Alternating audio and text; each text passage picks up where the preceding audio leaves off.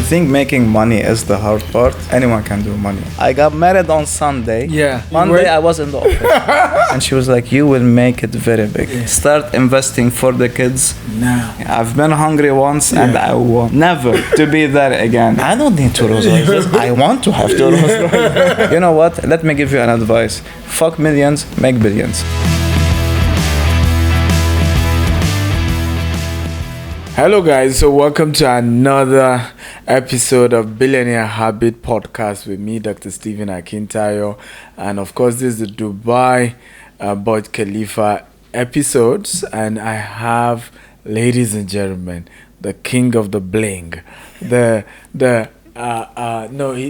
He says he's the Michael Jordan of real estate. Thanks a lot.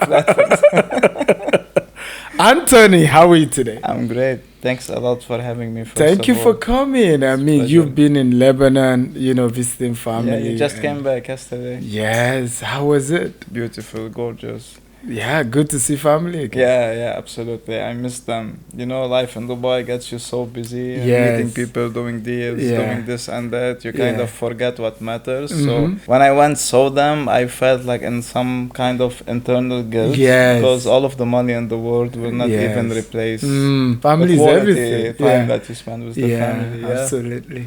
I was asking you earlier whether you could, off camera, why didn't you bring them to Dubai?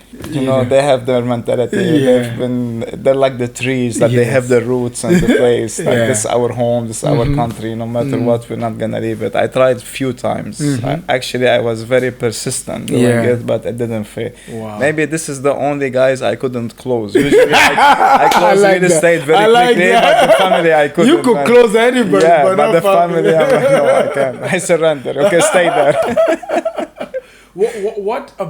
How did you get into the real estate sector? To be very honest, there was no plans, there was nothing. I just came here to visit my uncle. He has been living here. I haven't seen him for the past 15 years. So it was like, why don't you come over, see me, see the family? I have kids now, you have cousins you've never met. I'm like, you know what, let's do it. So I came here, no plans, very small bag, having clothes for 5-6 days. How much did you come to Dubai with? Money. How much money? Yeah. Nothing, man. It's nothing to mention, Was it up to $500? Maybe 1,000 or whatever it is. I spent it in 2 days. Wow. I never thought alcohol would be so expensive in anywhere. To be very honest, it's like back home, you go party all night, you get a bottle, it's $100. So here you spend $100 on 2 drinks. So I had that mentality of always partying, having the good time, never had any responsibility. So I came here again just to see him, to spend 4 or 5 days. Yes. Fell in love in this city the second I left the airport. Once I step foot on Sheikh Zayed Road, this is it. That's gorgeous. Because before coming, whether it's Dubai, UAE or any Arab country, mainly people have these ideas that we live in a war zone. Yes. Everything is so scary. There is no cars, people are Yes. riding animals whatsoever, camel or whatever it is. And then suddenly you come and you see this. It's so clean. Yeah. City is so clean, so luxurious. It's I had this gut feeling that this is a place I should never leave, even if I have to, clean the streets or whatever. I have to stay here. Wow. And it was all based on a hunch, and all of my life until date, it is on a hunch. Wow. Gut feeling. So how did real estate now come into the picture? You came to visit your uncle and then? Came to visit the uncle. It was a weekend. It was Thursday, the landing in the evening. Friday, spent the day on the beach, and we started talking, and he was like, you know what, you're really good in sales. Why don't you apply for a real estate job? I'm like, why not? It's for free anyway. So started sending these CVs by Sunday, which is also was very weird for me because back home, to get a job, we don't work Sunday. So I was starting getting this phone call Sunday, come for an interview, and I don't know what. Started interviewing Monday, Tuesday, Wednesday. Everyone says, okay, come start after a day or two. Wow. But you know what? all of these companies I was checking were so fancy, Yeah. which made me feel uncomfortable. Yes. And like, it's too big, it's too Yeah. flashy, it's Yeah. too shiny. Yeah. I don't know. Until I landed in Provident Estate, where I Okay. am now, and Wow. I've been from day one. Wow. And there was nothing fancy about the office. Everyone looked, I don't know, ghetto, as we say.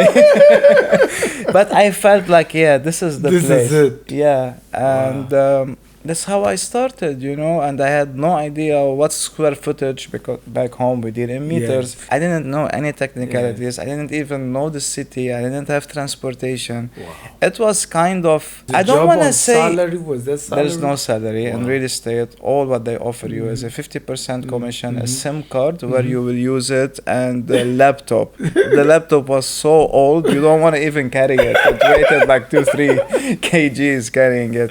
Yeah, so it was this transition in my life, you know. It's like I always say it, and I said it in my book. Like, Yes. if you want a boy to become a man, Yes. like, move him from his mom. Come on. Let him. Come on. Let him. Yes. Let him feel life. Let What's him. the title of your book, by the way? It's Take Charge. Take Charge. Take charge, yeah. Is But it just on take your charge on your life. I'll Instagram? give it to you. It's here. It's on Instagram. It's on Oh, Amazon. please let me see. Amazon top seller. It's everywhere. Let me have this. Okay, that's why your handle is Take Charge Yeah. with AJ. Oh, ladies and gentlemen, see that? I love this. Okay, come on. Beautiful. Please go ahead with your story. I love your Yeah, so story. I'm telling you, like, I always got used to, you know, my mom doing the breakfast, doing the Yes. lunch, Yes. clothes, the cleaning, Yeah. ironing, folding, and suddenly it's like I have to do everything by myself. I was almost 30, you know, in a very big and City. stranger city. Yeah. You know, everything was like overwhelming. I had Wow. this mixed emotions where, in a way, I was very excited, and other way, I was feeling like I'm heartbroken. I Yeah. left my country, I left my Yeah. family, I I left miss my my friends, my mother. childhood, my Yeah. everything. Yeah. So it was every day, it was a Wow. constant mental battle Wow. that you have to win every night and say Wow. tomorrow's gonna be better, tomorrow's Wow. gonna be easier, but this tomorrow never came. Wow. So it was, I don't know, it was getting so hard. I wasn't really getting the information how to start. It's not about the company, it's like how about to talk to people, because you know this city, we have what, 200 nationalities in Dubai. You cannot speak to agents the same way you speak to Europeans, the same way to speak to other people. So it took me time to understand the game, how it goes, and then they said like you need to get yourself the RERA license, which used to be the brokerage license Yeah. back then. So I went there to Dubai Land Department, studied for 3 days. Yeah. And this is where the magic happened, actually. So I was saying all of my life, I always to be the bad boy. Yeah. I always used to sit in the back of the office, Yeah. you know, where all of these losers sit together just to have fun and waste time. So I'm like, this time you have to do No, it differently. yes. So I went and I sat all the way in In the front. first bench, Wow. in front of the instructor, you know. Wow. And I was actually listening, but I was too quiet, too shy, and too broke. Wow. Then she looked at me and she was like, you will make it very big. Like, what is this woman talking about? She's making fun of me, because looking at myself, I was wearing, I don't know, 50 dirhams t-shirt, Wow. jeans, sneakers, nothing, you know, like there was no signs of any success with the person that you're looking at. So it was like somebody was prophesying to you. Yeah. And her name is Hiba Jabari. She's also mentioned in the book. Wow. God bless her. She looked at me and she was like, you will make it very big. I'm like, she's making fun of me, I'm sure. Then we continued the lecture, we did the test, we got it, I got my brokerage, and this is where I started. So when I started, I felt like there must be something more into this industry, because I was seeing everyone calling people saying, hey sir, do you want to sell, do you want to rent? I felt this is something, there must be something bigger. And since I was born, I always say, like, why fit in when you can stand out? Come on. So if everyone is looking right, even though there's nothing on the left, I Yeah. will look on the left. Yeah. This is my mentality. This is how Wow. I do it. I've been always like that. Wow. So I started cruising in an area called the JBR. In JBR, I found there is an untapped industry, which is the hotel apartments. I started going there pretending to be a client that I want to live in there, seeing the inventory, seeing everything. And I was getting very pushy and persistent until I got that project exclusive. And that project belonged to the massive family in Dubai, without mentioning any names. And everyone told me that, man, you're mental, this will not work. Who are you for them to give it to you? They didn't even give it to the bigger people. And I kept doing this. Like the first period, it was very hard. I don't know if I should mention it or not, but it was like, it's not like your food was secured every day. I had these issues, you know. Some days I was eating, some days I wasn't eating. Using the metro, walking 7 kilometers a day under the sun, wearing a suit, carrying a laptop. It was. What do you think was the game changer for you when you know, in the sector? That I hit rock bottom. I came here, I wasn't prepared. I came here, I wasn't moving to Dubai. I was visiting Dubai. Ran out of cash. You know, having this stubbornness in me, which doesn't like asking anyone for help. And it led me to hit the rock bottom. So when I hit the rock bottom, this is what transformed me into an actual man. I was away from my mom. There was no one to help me. There was no one even to cry to. It's like, man up. So this was it. And once this transition happens to any human mentally, nothing can stop them. Which deal was your biggest deal? I don't know. You don't know. Which one is your favorite one? Either your biggest deal or your favorite deal. You know, there was... You've done too many to remember. I've done $1.1 billion in 4 years. So $1.1 billion in 4 years. In 4 years. What are the habits that you think got you that far? Because, you know, the podcast is about my book, The Billionaire Habits. So I share a couple of habits of billionaires in the book. But for you, what are the habits that got you to sell property in billions of dollars? As I told you, it all starts in the mind, where you decide what you want. And then I remember, you know, after 7-8 months, I was okay to rent a house, which I got a very small studio. I rented a car, so I don't use the metro anymore, which was like super freedom for me, you know. But what happened in that time, like most of my friends, and even though all of them didn't really have that crazy cash, they were living on credit cards, personal. They were always traveling all the time. And they come with us, come to Thailand, come to Bali, come to... I'm like, I'm okay, thank you. I decided to live differently. So I immersed myself into reading lots of books, and I went to YouTube and I started watching videos. Back then, there was not so many influencers or actually successful people. So I stumbled into Grant Cardone. And I like that guy. I'm like, you know what? He's too aggressive. I'm aggressive. I might be like him. Okay? And so I found myself very interested in watching his videos. So I used to barely sleep 6-7 hours, wake up in the morning, start seeing him. And once I started waking up in the morning, I felt my body is different. I'm like, okay, how to fuel your body? You have to work out. So then I'm like, okay, amazing. So every morning I wake up, I have a quick coffee, run to the gym, do my hour and a half, whatever it is, come back, shower, and go to office. By the time I reach the office, I'm at 9:30. My energy level, it's like when you are at 3 p.m. So it's the daily routine that I follow. So every successful people, in your opinion, have like a daily routine that help them to get there. Absolutely. You have to transform as a human being. If you wanna act like this person who just wanna do his work 5-6 hours a day and then go have fun, party and drink, this is the result of your life.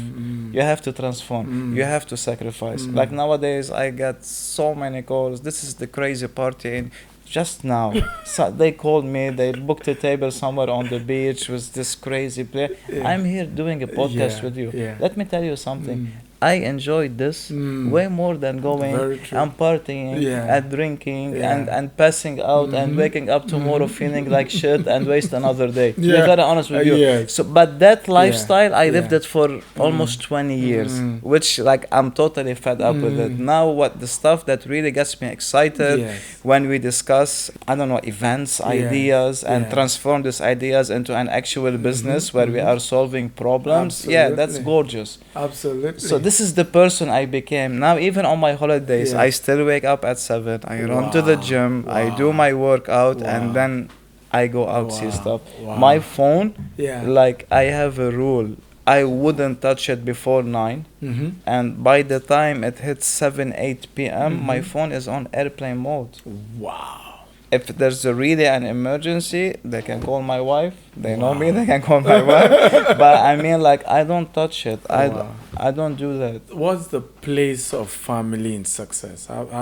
What role do you think family plays? Let me tell you something. When I started making money, I will never forget this. So I sent my mom money. She was like, "Where did you get this from?" I'm like, "I'm working." "What do you mean?" Like, "Swear." I'm like, "Mom." Like, swear you didn't steal it. Yeah, so what do you think? I stole it or I hustled this money? Like, this is my work. I've been working all day, you know? Yeah. So, and then I don't know, I felt by her saying thank you, she wasn't impressed at the money at all. However, I felt this kind of, she was proud. Yeah.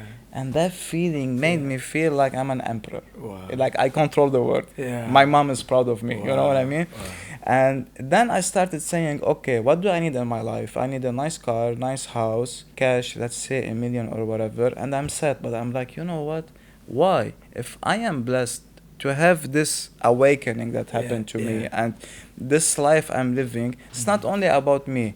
I should work to make money for myself, my family, and everyone around me. And that's where they came in the image. Wow. You know what I mean? Yes. So it's like when I'm doing something, it's not only for Anthony, it's for all of this group. Yes. And that's what kept me really... really... can inspire your hunger for success. Yeah.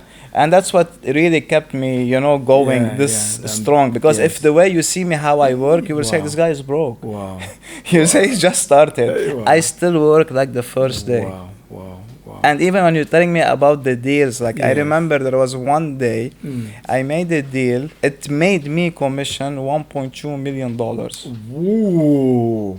From one deal? One deal. I dropped the guy. $1.2 million. Yeah. I dropped the person to his apartment and I went back to the office and I started calling. Whoa! Wow! You wanna know something more crazy? Yeah. I got married on Sunday. Yeah. And then Monday I was in the office. No honeymoon. Nothing. Crazy. Nothing. Wow. I made my honeymoon after 3 months, which was in end of March, where it got easy in Dubai. And I'm like, now you go. Wow. This is the different stuff I do than other people. Because I told you, I've been living wild all of my life. There is no party or an event or anything you can name it to me, I haven't done it. So it's like, from this side, I'm covered. Now it's like, it's a constant challenge between me and myself. Where can you go? How far can you go? Take charge. The proven action to secure your future through real estate transaction. Guys, you have to read this because I love books that are written by practitioners. You know, it's easy for everybody to write a book nowadays, but when you write a book from your story, you know, from what you've tasted, what you've handled, that's different. You two from different worlds. You have your story, which is amazing. Your story, you come in from like from zero to like everything. From below zero. Yes, below zero, like minus. Dr. Steven also have an interesting story. Yeah. And but you also come through this, you know, like people like mentors, like Grant Cardone. Yes. We by the way, yes, I'm close to Grant as well. So you can speak about like how guys like you started on Grant Cardone, like you have private chat with him on this like. And I met him in Dubai. He came here in 2019, if I wasn't mistaken. It was a very exclusive podcast, and I was in it. Actually, like when I knew who's interviewing him, I picked his brain. Like, I don't care what's gonna cost me. I have to be in that room. I have to be there. And they were lucky enough to invite me. Sorry, I was lucky enough to get invited. I went there. So the guy introduced me to Grant, and he was like, Anthony does 300,000 pounds a month. Grant was like, oh wow. So I felt I'm gonna get a job offer. And we started talking about the investment, how he does his Cardone Capital over there. And I told him a similar model which I was doing here and I'm still doing until now. And he was like, it's so impressive. You know what? Let me give you an advice. Fuck millions, make billions. It was so simple. I swear, it's such an easy sentence to say. But the more you think about it, guy is right. And he's right. Yeah, because I tell you what's the That issue. should be a title of a book, by the Tell way. you what's the issue in our background and how they raise us. Yeah. We are raised and programmed not to have money. Yes. They want us to be living Yes. this modern slavery by Yes. telling you money is root to all evil. Yes. I'm sorry, poverty is the root to Yes, all evil. true. Come on. Poverty makes you Come on. do stuff which is not That's normal. true. So when he got free mentally, he was like, maybe now if you talk to him, he will tell you, fuck billions, make Yeah. trillions. You never know. But I mean, for Yeah, us, and that's it's like, what at my event. That's what he said. I hosted him in the US this year. Yeah. And that's what he's saying, that he's thinking trillions now. And when I talk to people, it's like even myself, if you tell me this person is a millionaire, for me it's like, wow, he's a god. But then after sitting down with millionaires, I'm like, man, these guys are same like us. They just started working Yes. 10 years ago. Yeah. And then I started monitoring the conversations. They don't speak about other people. Yeah. They don't speak about rubbish Yes. stuff. They don't care this celebrity, if he Yeah. got married, he got divorced, Yeah. pregnant or not. Who It's cares? not their business. They only discuss Yeah. business ideas. They're very And true. I'm like, great. So these guys that I used to see them as gods, Yes. I reached a point where they became so small for Yes, me. And I'm yes. like, I have to elevate. I Yes. have to sit down with billionaires. Yes. And I sit down with billionaires. Yeah. And you know what the billionaires has different than us? They have been working for 20 years. And guess what? Yeah. They're too cheap to spend their money. Yeah. They're very wise spending their money. I'm like, that's what billionaires are all Very about. true. And that's it. So it's Yeah. like, the issue is like all of our educational system has to be changed. People need to learn it's okay not to go to school, because I have double degree and I didn't use any of it. And I was starving in the streets waiting for a metro. Yeah. So mentally, like everyone Yeah. has to change Yeah. how the perspective of life. Everyone has the right to be making money as much as they want. It's okay for you to make 10, 100 million. It's not bad. Don't be afraid. Yeah. Don't think I'm not worth of this. Yeah. No, everyone is worth of it. Absolutely. And make sure to become the best version of yourself and to change your life and everyone's life around you. That's what you have to do. Amazing. That's it. No, I have to host him. I have a real estate seminar coming up 24th of December. Are you in Dubai? 24th of December. 24th. 24. 24. I am in Dubai, but that's Oh, Christmas Day. You have to talk to my wife. Maybe she will tell you if it's okay to. Yeah. If it's about just, on the 24th of December, yes. So I'd love to have you at the event. I'm pleasure. enjoying this. This is And Dr. fantastic. Steven, Yeah. and why you what was your goal to connect with Grant Cardone? Why you connect with him? Well, funny enough, the story is similar to his. For me, was I started my business with $10, and at some point, I'm just done with doing millions. I wanted to do billions, and Grant was doing. And I love his boldness. I felt he was so bold. We are conservative where I'm from. You don't even tell people you're a millionaire. It's like you're bragging. And here's this guy who just talks like billions. And I had to realize that if I'm going to become a billionaire, I have to pick his culture. And I just started following him. But at some point as well, when I then started doing transaction in billions in Nigeria, I realized I needed to do in dollars, and I needed mentors who are there who can also guide my steps. So I just needed to change the quality of mentors I had, because at that point I had run out of mentors who were billionaires in dollars. Many of them I was already richer than them, those who had started who were mentoring me before. So I needed new people. So I just flew down, to his office, and we met. Since then I've had to host him twice or something. You think making money is the hard part? Anyone can do money. Yeah. Maintaining, Very true. growing, and scaling, Yeah. that's the part. Very true. That's it. Let me tell you something. It took me 3 years to believe I'm a millionaire. Wow. I didn't want mentally to believe it. Wow. I still wanted to work the same. Yeah. I didn't want to. Yeah. Even the money, it was like what? It was in a bit in the bank, bit in a safe, Yeah. wasn't even looking at it because I didn't want to tell my brain, you made it, relax. I wanted to keep the hustle. I started thinking differently after I told you I passed the millionaire friends and I started living with billionaires. I'm like, okay, no, everything they do it differently. If he's buying this car, he's not buying this car because he likes it. He wants to be in this group of people. Exactly. I get it. Now people look at me. Why do you need 2 Rolls Royces? I don't need 2 Rolls Royces. I want to have 2 Rolls Royces. You know what I mean? Because like it's not like the car only makes me feel good. It's like we have an application. It's called Whispers, and in this Whispers you can see all of the events that's being done in the Rolls Royce community. Last week there was a golfing guy. So when I go and sit with these people, they are all billionaires. So the car, what did it cost me? $1 million or 2? I'm gonna make 100 million. For me, it's an investment. It's the same of like my suit. I can buy a suit for 1,000 dirham. I can buy a suit for 10,000 dirhams. What's the difference? In 1,000 dirhams, I need to pitch myself. And 10,000 dirhams, the suit pitched me. I don't have to talk. I came in the room, my energy spoke before I said a word. So that's how I see stuff. So whoever tells you is like, this guy is a show off. No, you're just too small. Come on. There's no show off. I love this.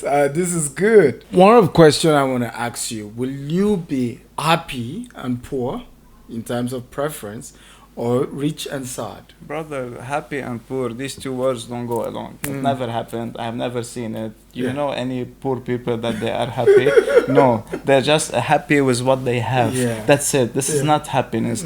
I prefer any day to be living in my castle, in my mansion, in my villa, and whatever, in my penthouse, being so miserable, having people serving me and doing the rest, and not have to worry about paying the bills or getting the food and getting all of the stuff. Trust me, I've been hungry once and I want never to be there again, like ever. Not only I will be rich and sad, I will be rich with 1 hand, 1 leg, 1 eye, 1 ear, and whatever I have as a tool, I will give 1 to be rich and not being extremely happy being poor. The next question for me would be, can money really buy happiness? It all depends on how you classify happiness. If happiness is by you buying a house, yes, money can buy you this happiness. Buying an object, buying a car, buying a watch, buying whatever, yes, it can buy happiness. Money also can buy people, and you will be surprised how many people can be bought with money. Of course, there's variation and prices, but everyone will get an offer that they will not be able to refuse. Money can buy comfort, and comfort is the closest to happiness. However, money cannot buy health. Health is God-given, or the creator, or the universe, or whoever you believe in. It was given to you. This one, you cannot buy it. However, by you buying the quality food and the quality lifestyle, you're making sure you're boosting your health. You know what I mean? So that's how I see it. So my next question would be, crypto is big now, so will you prefer to take 1 million in crypto or 1 million in cash? It really doesn't matter with me, to be very honest. I have lots of money in crypto. I have in cash, I have in commodities, I have in stocks, I have in physical gold, physical silver, physical whatever. So for me, if I have it, let's say on my cold wallet, which is on my phone, I have $1 million and I'm traveling with it, happy days, I can use it wherever I go. Well, you cannot carry 1 million. You cannot even carry more than $10,000 on the airport. They were like, what's the source of the fund? Where did you get this money from? Oh, really? Where were you before here? So yeah, I don't mind even having it, because like end of the day, as long as I can liquidate my crypto, whatever it is, I don't mind. It's money for me. Everything is money. It's the same.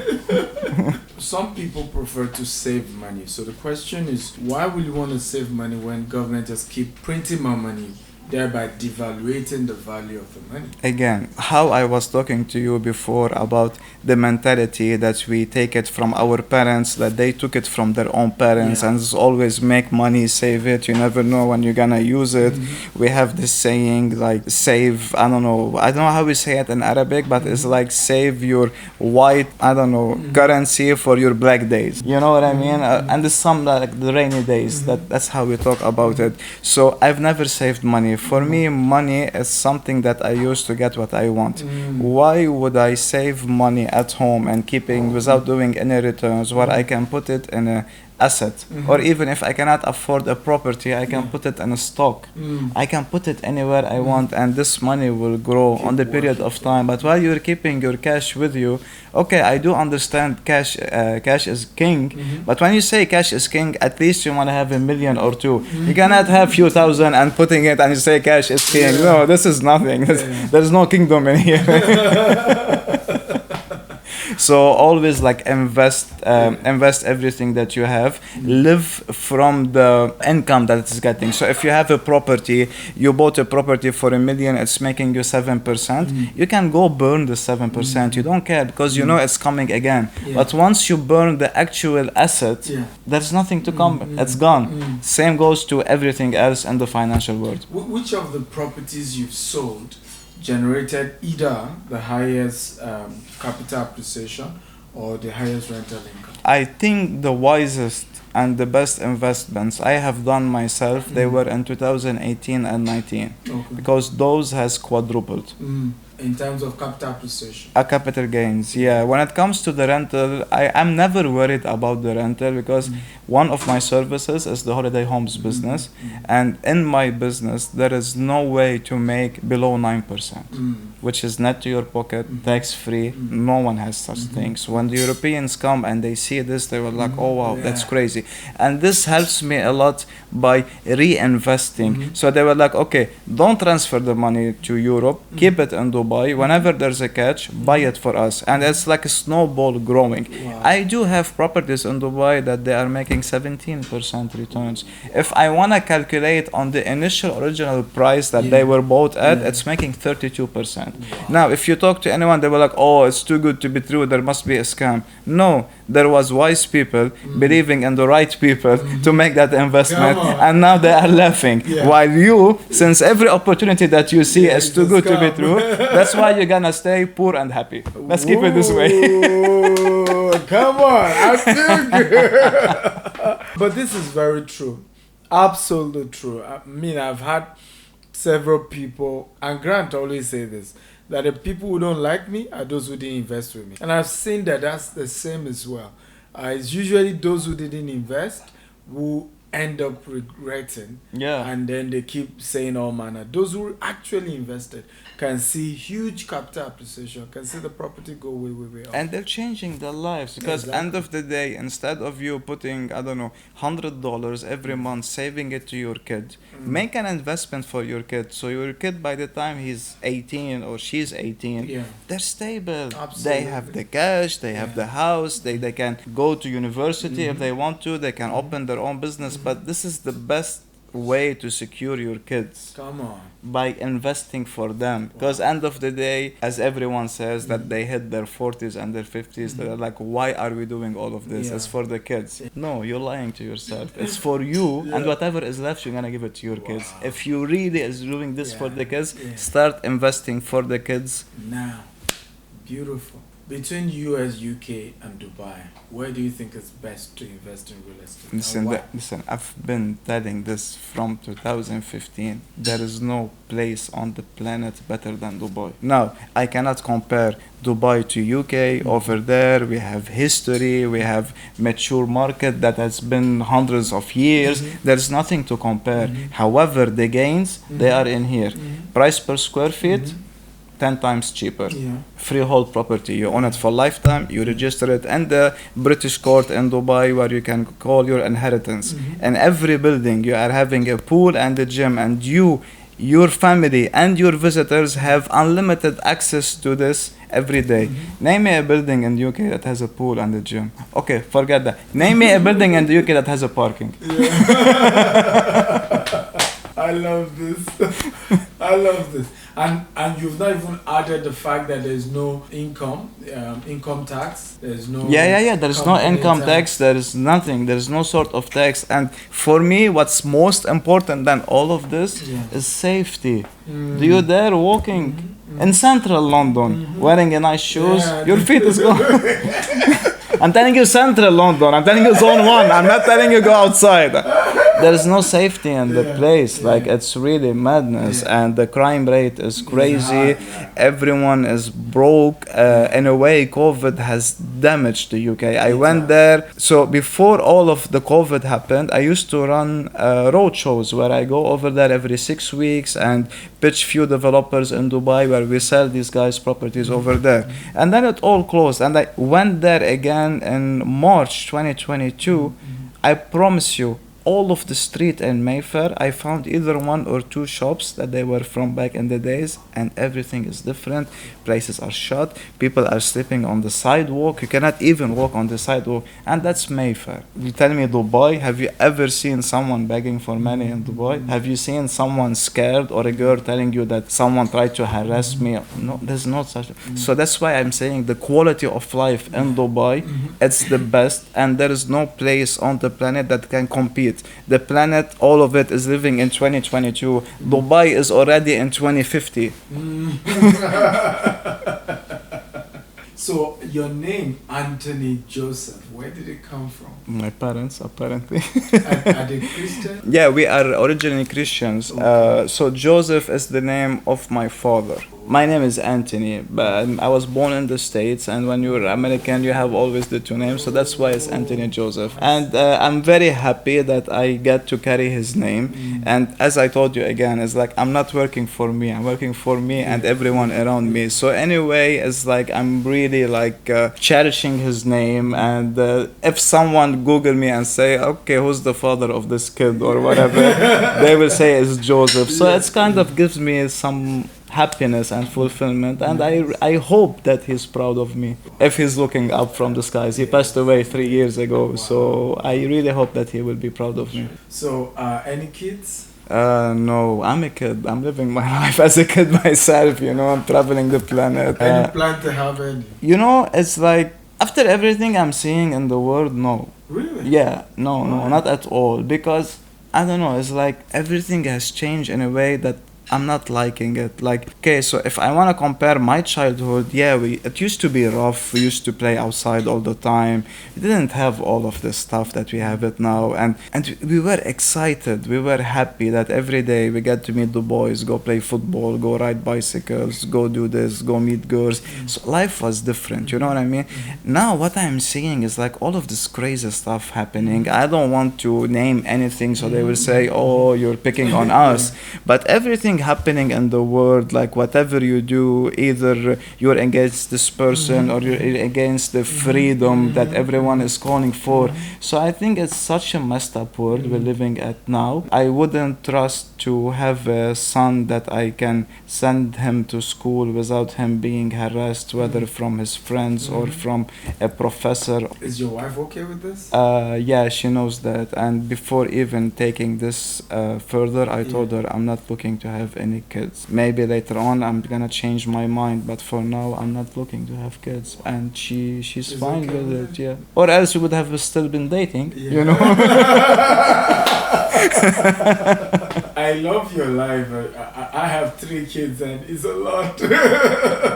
Yeah. And also what I'm seeing now, this massive rate of divorces, like skyrocketing, is like, why? Because once, let's say the kid needs something and he's telling his mom, I want this, and she knows that the father cannot afford it, it's creating this tension in the relationship, and the wife will start unintentionally making the husband feel like he's not man enough. Look at our neighbors, they're buying our kids. And when the man feels he's not man enough, this is where the mental illness starts growing, and where the guy starts saying, okay, I'm a loser and now I'm depressed, and after my depression, why I'm living for if I cannot bring this to my kids, this and that. And this is where it goes suicidal and for a very bad ending.